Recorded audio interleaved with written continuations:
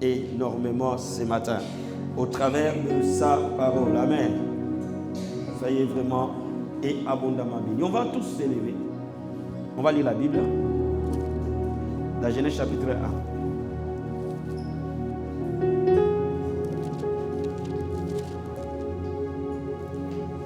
On va ouvrir verset 27.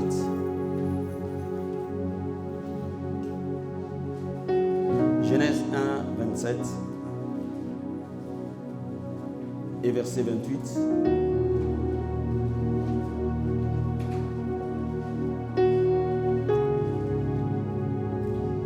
La Bible dit, Dieu créa l'homme à son image et il les créa à l'image de Dieu. Il créa l'homme et la femme. Dieu les bénit et Dieu leur dit, soyez féconds, multipliez, remplissez la terre, la assujettissez, dominez sur les poissons de la mer, sur les oiseaux du ciel, sur tout animal qui se meut sur la terre. Amen. Dieu les bénit et Dieu leur dit, soyez féconds, multipliez, remplissez la terre, assujettissez-la. Amen. Dominez sur les œuvres de mes mains. Dieu les bénit et Dieu dit. Amen. Dieu bénit l'homme et la femme et Dieu dit. Ouvrons encore la Bible dans Deutéronome, chapitre 28.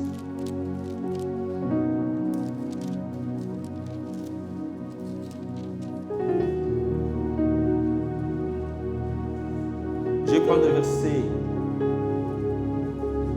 1, 2 et puis verset 8. Deutéronome 28, verset 1. On va prendre verset 2 et verset 8. La Bible dit, si tu obéis à la voix de l'Éternel ton Dieu, en observant et en mettant en pratique tous ces commandements que je te prescris aujourd'hui, l'Éternel ton Dieu te donnera la supériorité sur toutes les nations de la terre. La partie qui m'intéresse, voici toutes les bénédictions qui se répandront sur toi et qui seront ton partage lorsque tu obéiras à la voix de l'Éternel ton Dieu. Amen. Verset 8. L'Éternel ordonnera à la bénédiction d'être avec toi dans tes greniers et dans toutes tes entreprises. Il te bénira dans les pays que l'Éternel ton Dieu te donne. L'Éternel ordonnera à la bénédiction d'être avec toi et dans toutes tes entreprises. Amen. Lisons les derniers versets dans Éphésiens, chapitre 1.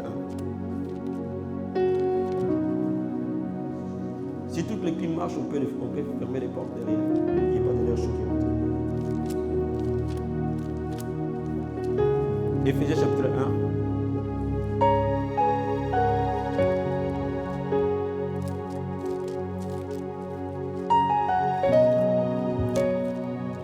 Et je vais te lire le verset 3. La Bible dit ceci. Béni soit Dieu le Père de notre Seigneur Jésus-Christ, qui nous a bénis de toutes sortes de bénédictions spirituelles dans les lieux célestes. Amen. Béni soit le Père de notre Seigneur Jésus-Christ, qui nous a bénis de toutes sortes de bénédictions spirituelles dans les lieux célestes. Est-ce qu'on peut acclamer la parole du Seigneur? Veuillez vous asseoir, s'il vous plaît. Le thème de ce matin, le 4 secrets de ta bénédiction. Amen. Les 4 secrets de ta bénédiction. Je vais commencer d'abord par une première partie en disant comprendre la bénédiction. Parce que tu ne peux pas activer la bénédiction, manifester la bénédiction si tu ne la comprends pas au départ. Amen. Ce qui me frappe en lisant la Bible, au premier chapitre de la Bible, 2 Jean, on voit apparaître la notion de la bénédiction. Quand Dieu crée l'homme à son image et à sa ressemblance, la première chose que Dieu fait, après avoir créé l'homme, il est béni.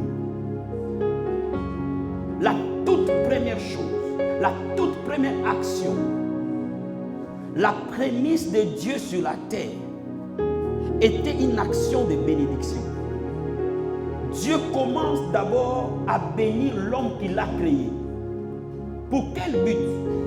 Pour que l'homme fleurisse, qu'il soit fécond, qu'il se multiplie, mais aussi pour que l'homme domine. Au fait, par l'acte de la bénédiction, Dieu positionne l'homme, l'intronise dans la mission que Dieu lui a donnée. Parce qu'il l'a créé pour qu'il soit le gérant de son œuvre. Et Dieu commence par bénir l'homme et commence à le positionner dans la position que lui il établit. Mais quand vous lisez attentivement la Bible, vous allez voir que de Genèse à Apocalypse, la bénédiction traverse toute la Bible. Quand Dieu rencontre Abraham, il commence par le bénir dans Genèse chapitre 12. Il le bénit et il fait de lui une source de bénédiction. Amen, amen. Amen, amen. Quand Abraham a un enfant, il bénit Isaac. Isaac bénit Jacob. Jacob bénit Joseph et ses 12 enfants. Jacob va jusqu'à bénir les enfants de Joseph. Les patriarches ont compris l'importance de la bénédiction. Dis amen. Les patriarches ont compris la pensée de Dieu dans la bénédiction. Et ils n'ont jamais arrêté de bénir leur descendance. Et c'est pour cela que comme Dieu accordait une importance à la bénédiction, quand il établit l'alliance avec son peuple au mont Sinaï, il définit les conséquences de cette alliance. Et parmi les conséquences de cette alliance, Dieu établit dans Deutéronome chapitre 28 qu'il bénira son peuple. Il demandera à la bénédiction d'accompagner son peuple.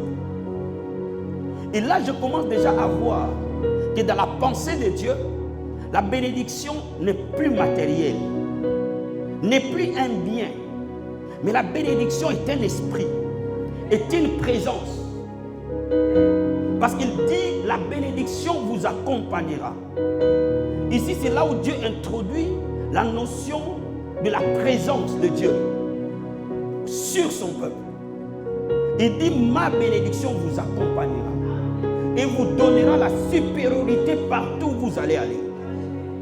Peu importe la taille de vos adversaires, peu importe qu'ils sont des géants, peu importe ceux qui sont capables, même la bénédiction, ma bénédiction vous accompagnera. Et partout où vous foulerez votre pied, vous prendrez possession de ces lieux à cause de ma bénédiction qui travaille en vous. Donne-moi amen.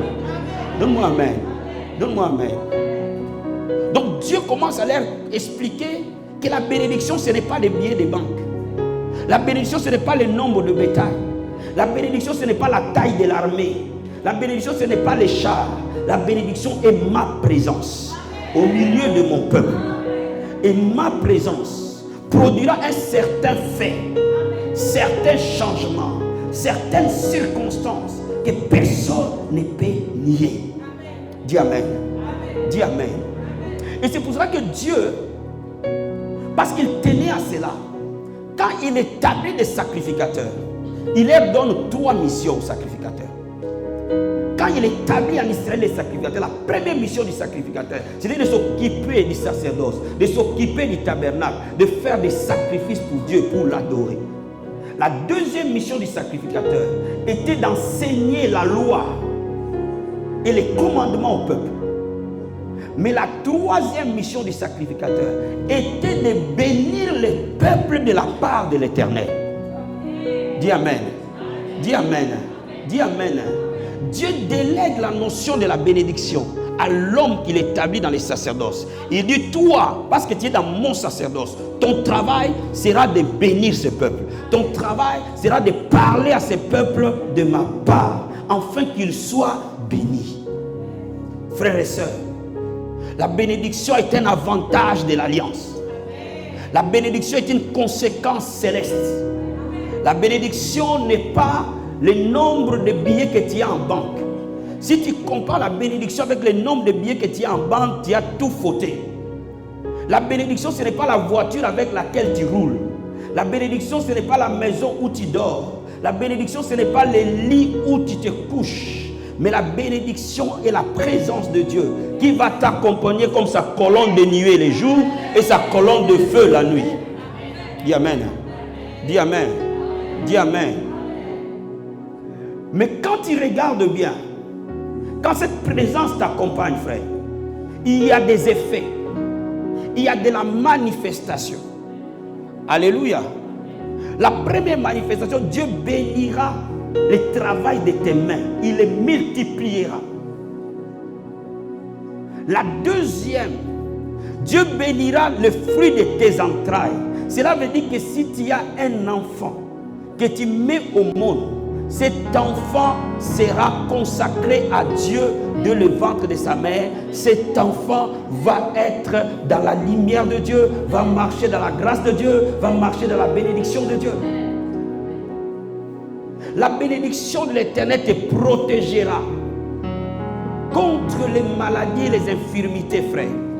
La Bible dit qu'ils ont marché 40 ans dans le désert. Leurs yeux n'ont pas faibli, leurs jambes n'ont pas failli. Il a gardé leur corps en bon état. La bénédiction de l'Éternel va te protéger de la maladie et de la peste qui circule dans la journée. La bénédiction de l'Éternel te donnera la supériorité. Partout où tu vas marcher, tu vas commencer à le constater.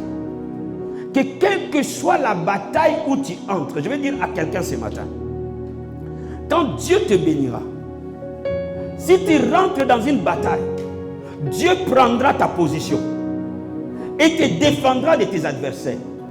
Dis Amen. Toute personne qui sera en contact avec toi, il verra naturellement sa vie pivoter, changer à cause d'une influence qui sortira de toi. Laisse-moi te lire dans la Bible, t'amener dans la parole de Dieu. Nulle part dans la Bible on voit Dieu parler à l'autre. Nulle part. Nulle part dans la Bible on voit l'autre prier. Nulle part. Dieu n'a jamais fait alliance avec l'autre. Dieu n'a jamais parlé avec l'autre. La Bible n'a jamais dit que l'autre était un homme de prière. La Bible n'a jamais dit que l'autre était un homme spirituel. Pour preuve, quand il devait faire le choix, il a choisi Sodome et Gomorrhe. C'est que l'autre n'a jamais été spirituel. Mais l'autre a marché avec Abraham. La Bible dit que Dieu les a tellement bénis qu'ils ne pouvaient pas se contenir au même endroit. Cela veut dire que les biens de l'autre se sont multipliés aussi, comme les biens d'Abraham, à cause de l'influence qu'il avait sous l'onction qui fonctionnait dans la vie d'Abraham. Donne-moi amen. Ah, donne-moi amen. Donne-moi amen. Ah, my God. Quelqu'un peut me donner amen ce matin? Quelqu'un peut me donner amen ce matin? Cela veut dire, laisse-moi te dire, quand Dieu va commencer à te bénir, tu vas commencer à les sentir d'abord autour des gens qui sont très proches de toi, affectivement. Mais au fil que Dieu va te promouvoir spirituellement, tu vas commencer à influencer les membres de ta famille, même au loin. Tu vas commencer à influencer les membres de ton quartier, même au loin. Tu vas commencer à influencer les membres de ton église, même au loin. Même les gens qui ne prient pas bénéficieront de la grâce qui coule au travers de toi. Donne-moi amen. Oh, donne-moi amen bien. Donne-moi amen bien. C'est ce que l'autre a bénéficié. L'autre a bénéficié de l'alliance d'Abraham. L'autre a bénéficié de la bénédiction d'Abraham. Mais la Bible ne nous a jamais dit que Dieu s'est intéressé à l'autre. Dieu n'a jamais parlé à l'autre. Dieu n'a jamais dit à l'autre quoi que ce soit. Mais l'autre était aussi béni qu'Abraham. Vous êtes des sources de bénédiction. Vous êtes la lumière dans cette famille. Vous êtes les sels dans ce quartier. Vous êtes la source d'eau vive qui va changer beaucoup dans vos vies. Je suis venu t'annoncer ce matin. Si tu écoutes ce message, il y a des gens parfois qui devraient mourir cette année. Mais parce que tu es ici, leur destinée va changer. Tout simplement à cause de toi. Même si tu ne le sais pas. Aïe, donne-moi amen. Donne-moi amen. Donne-moi amen. Ça, c'est la bénédiction de Dieu. Quand elle commence à œuvrer dans la vie de quelqu'un, tout celui qui entre en contact avec lui d'une manière ou d'une autre, il voit sa vie pivoter en bien. Bien aimé, ça là, ce n'est pas les billets du banque. Ça, c'est ce que Dieu t'a donné. Ça, c'est ton alliance. Ça, c'est ce que Dieu a prévu pour toi. Oh, donne-moi amen bien. Donne-moi amen bien. Donne-moi amen bien. Aïe, aïe, aïe, aïe. Bien aimé, je vais t'amener plus loin.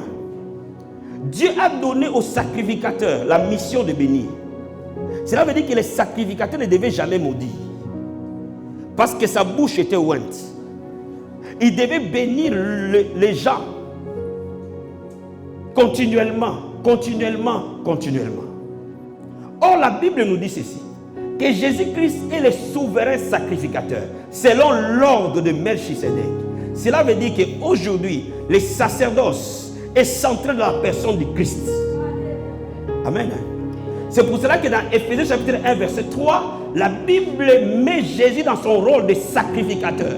Il dit que nous sommes bénis de toutes sortes de bénédictions spirituelles dans les lieux célestes. Par qui? Par Christ, souverain sacrificateur dans le rôle de la bénédiction. Cela veut dire quoi? Et aujourd'hui, Jésus-Christ n'était béni plus individuellement chaque jour, comme l'homme devait le faire. Comme il a un sacrifice, un sacerdoce transmissible, les jours où il a donné sa vie à la croix, c'est ces jours-là qu'il a déclaré la bénédiction sur toute l'humanité de ceux qui croiront en lui. Dis Amen. Dis Amen. Dis Amen. Cela veut dire quoi? Qu'à la croix de Golgotha, Jésus-Christ t'a béni, m'a béni, nous a bénis, parce qu'il était souverain sacrificateur. Et il a scellé cette bénédiction par son propre sang, qui rend cette bénédiction irrévocable. Aïe. Donne-moi Amen. Je pense que tu peux me comprendre ce matin. Et j'espère que tu me comprennes. Donne-moi Amen. Donne-moi Amen. Pourquoi dans nos églises, les pasteurs ont peur de parler de la bénédiction? Parce que la bénédiction a été très mal enseignée. La bénédiction a été très mal enseignée dans l'église. Donc la compréhension du mot bénédiction est tordue dans nos têtes. Nous pensons que bénédiction veut dire millionnaire. Non. Bien, laisse-moi te dire que l'influence que tu as, tu peux être plus influent qu'un millionnaire. Tu peux être plus influent que Billy Gates. Tu peux être plus influent. L'impact que tu peux faire dans les vies des gens et dans cette terre et jusque dans l'éternité. Voyez-vous, je peux te donner de l'argent. Quand il est fini, tu en auras encore besoin. Quand il est fini, tu en auras encore besoin. Mais si tu as la vie de Dieu en toi, tu n'auras plus besoin parce que la vie de Dieu produira des résultats sur terre et après cette terre. Donne-moi Amen. Vous me cessez? Donc laisse-moi d'abord t'expliquer quelque chose. Jésus-Christ, dans son rôle de sacrificateur, nous a bénis. Parce qu'en tant que sacrificateur, il devait bénir le peuple de la part du Père. Alors il nous a bénis. L'apôtre Paul a eu cette révélation que nous sommes bénis. Pas de quelques bénédictions, mais de toutes sortes de bénédictions. C'est-à-dire que s'il y a bénédiction qui existe, dans ton foyer, il y en a. Dans ton travail, il y en a. Sur tes enfants, il y en a. Sur ta santé, il y en a. Dans tes finances, il y en a. Dans ton cœur, il y en a. Toute bénédiction que tu peux chercher a été libérée le jour où Jésus a dit tout est accompli. Laissez-moi vous expliquer quelque chose. À la croix, le Seigneur a parlé de deux mots puissants. Deux mots forts. Il a commencé par dire, mon Père, pourquoi m'as-tu abandonné? Quand Jésus a commencé par dire, mon Père, pourquoi m'as-tu abandonné? C'est le moment où il faisait le travail de rachat et de la rédemption contre les puissants des ténèbres, les puissants qui détenaient les clés de la mort et du séjour des morts. À ce moment-là, il était devenu l'incarnation du péché et Dieu ne pouvait plus marcher avec lui. À ce moment-là, il était en face des forces de l'enfer et il est allé combattre pour toi et moi. À ce moment-là, il payait les prix de la rédemption. La rédemption, c'est quoi? C'est lorsque quelqu'un est esclave.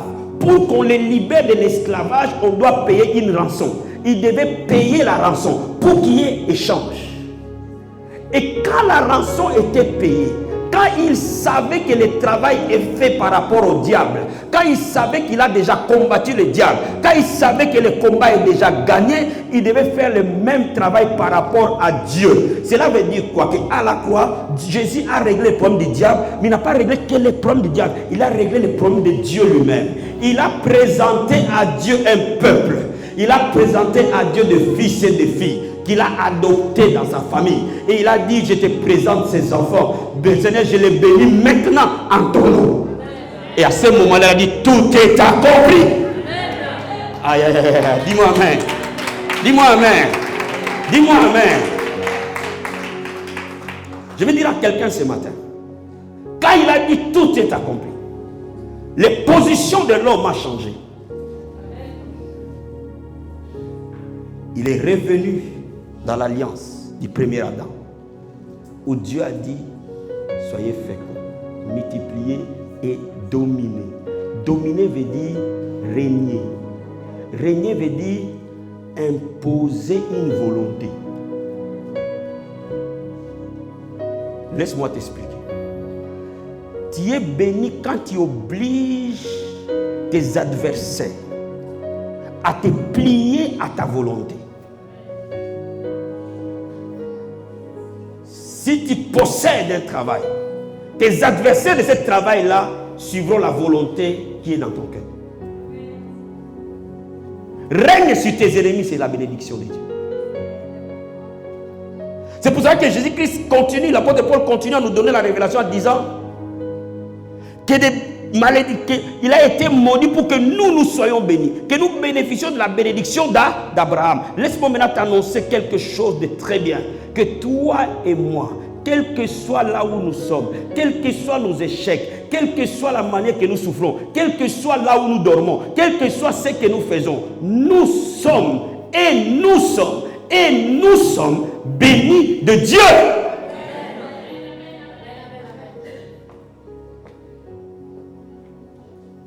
Je suis venu t'annoncer que tu es un béni de Dieu. Je suis venu t'annoncer que parce que Dieu t'aimait, qu'il a permis que son fils meure à la croix pour que toi tu sois béni. Je suis venu t'annoncer qu'aucun homme ne peut te dire que tu n'es pas béni. Que les erreurs de ton passé ne pèsent pas sur toi aujourd'hui. Que n'accepte aucune parole qui est contraire à celle-ci parce que Dieu t'a béni.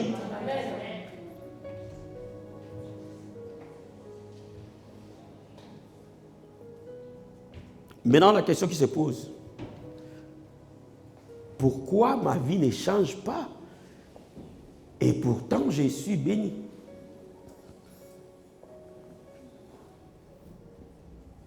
Donne-moi main. Donne-moi main.